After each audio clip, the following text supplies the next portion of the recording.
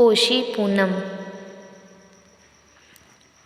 ગુજરાતી સંસ્કૃતિમાં ભાઈ અને બહેનના સંબંધોને બિરદાવવા માટે 4 પર્વો ઉજવાય છે: રક્ષાબંધન, વીરપસલી, પોષી પૂનમ અને ભાઈબીજ.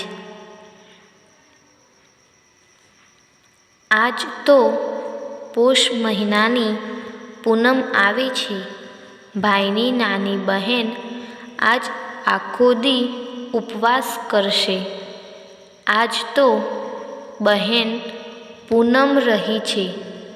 થાપેલા છાણાથી તો રંધાય નહીં, એટલે બહેન સુંડલી લઈને વગડામાંથી અડાયા વીણી લાવે છે.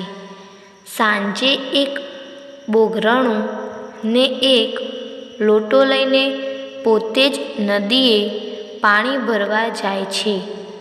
જતી જતી ગાય છે કે પોષ મહિનાની પૂનમ રે અગાસે રાંધ્યા અન્ન વાલા, જમશે માની દીકરી રે પીરસે બેનીનો વીર વાલા.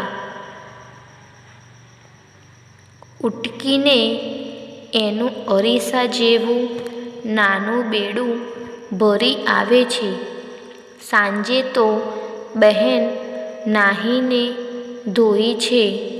બહેને તો અગાસીએ ચૂલો માંડ્યો છે. બહેન રસોઈ કરે છે.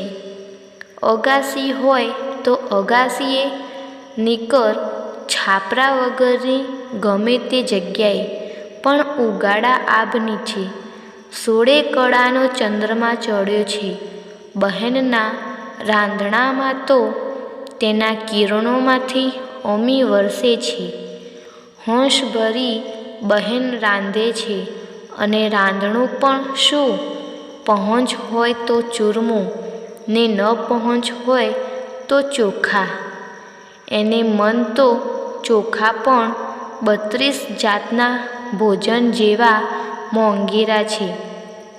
બીજી બનાવે છે ઘઉંની એક ચાનકી.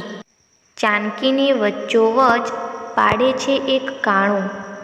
ચાનકી ચંદ્રમા આડે ધરી કાણા વચ્ચેથી ચંદ્રમાની સામે નિહાળીને બહેન બોલે છે: ચાંદા તારી ચાનકી, મારું ચૂરમું ભાઈ જમ્યો.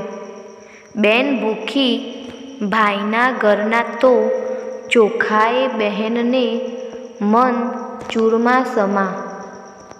વળી ફરીવાર બોલે છે: ચાંદા તારી ચાનકી, કૂતરા તારી રોટલી, આજ મારી પોષી પૂનમ. એવી પૂનમના તેજમાં તરબોળ બનતી બનતી બહેન ભાઈની પાસે જમવાની રજા માગે છે. પોષી પોષી પૂનમડી, અગાસે રાંધ્યા અન્ન. ભાઈની બેન જમે કે કેમ? ભલો ભાઈ હોય તે કહેશે કે જમ. બેન જમ એટલે બહેન જમે.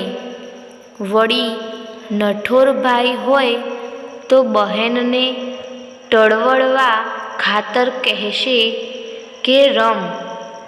ભાઈ હા ન પાડે ત્યાં સુધી બહેનથી જમાય જ નહીં.